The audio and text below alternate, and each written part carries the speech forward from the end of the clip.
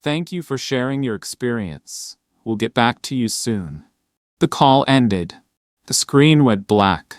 The room was so quiet. I could hear my own heartbeat. I sat motionless for a few seconds, then laughed to myself. Not because I was surprised, but because I already knew the result.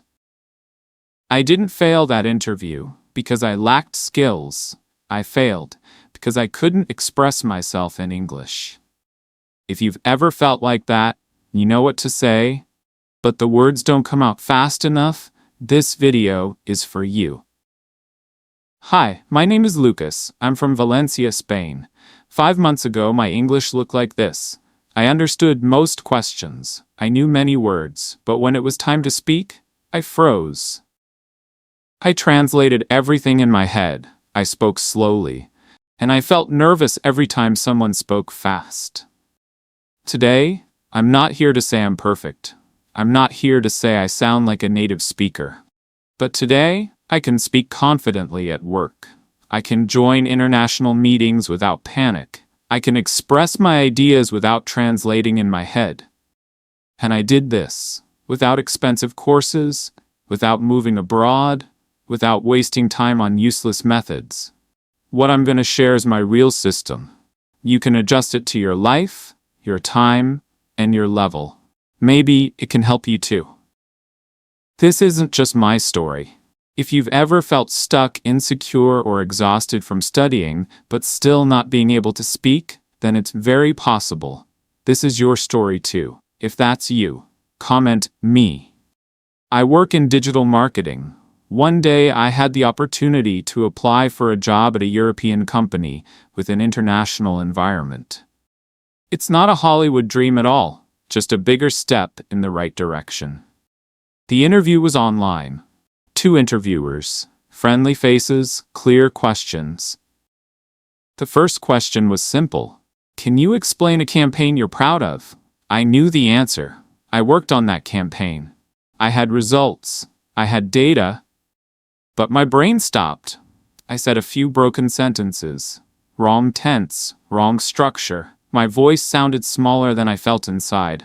For 25 minutes, I struggled. When the call ended, I understood something very clearly. English is not just a skill. It is access. Without English, your experience stays invisible. That day, I made a decision. I had to change how I learned English, not just study more. The truth is, I had studied English for years. At school, with apps, with online lessons, I knew grammar rules, I knew vocabulary lists, but real conversations destroyed me. That's when I realized my biggest mistake. I was learning English to know it, not to use it. So I stopped looking for new materials. Instead, I built a simple system based on real communication. My system has 3 stages. Stage 1, survival mode 15 days. Fix the biggest problem, speaking block. Stage 2, speed and flow 1 to 2 months. Build speaking reflexes. Stage 3, natural English, last 2 months. Sound clearer, calmer, and more natural. Let me break each stage down. Stage 1, survival mode, first 15 days. The biggest lie beginners believe: I need more vocabulary. I believe that too. But I already knew many words, and I still couldn't speak. The real problem was activation, not knowledge. So for 15 days I made one rule: no new vocabulary, only use what I already know. Technique 1. Situation phrase bank.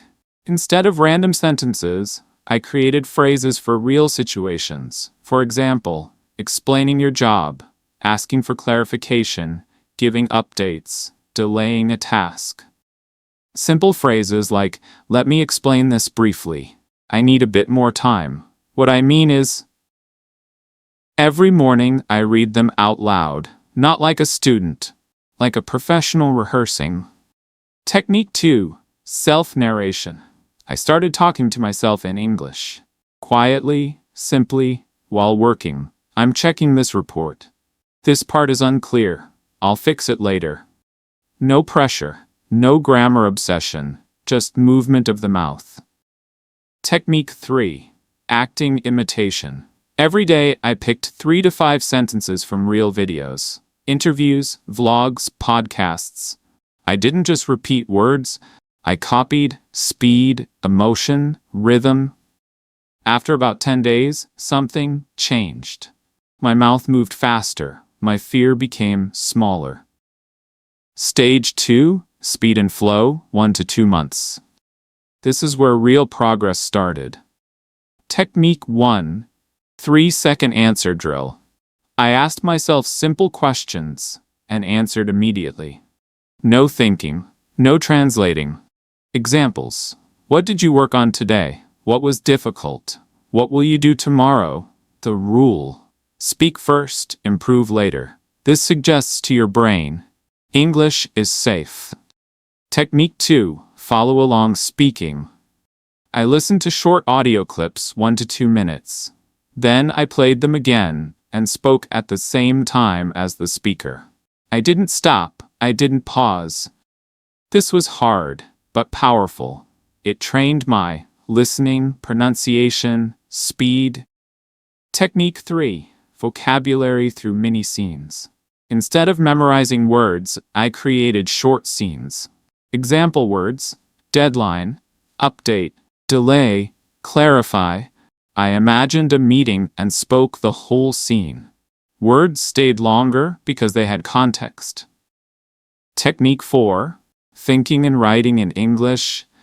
Every night I wrote 5 to 7 simple lines. Not perfect, just honest. After a few weeks, I noticed something amazing. Short English thoughts appeared automatically. Stage 3. Natural English. Last 2 months. At this stage, I stopped studying. I started observing. Grammar by noticing. When I heard a natural sentence, I asked, why did they say it this way? How is this different from my sentence?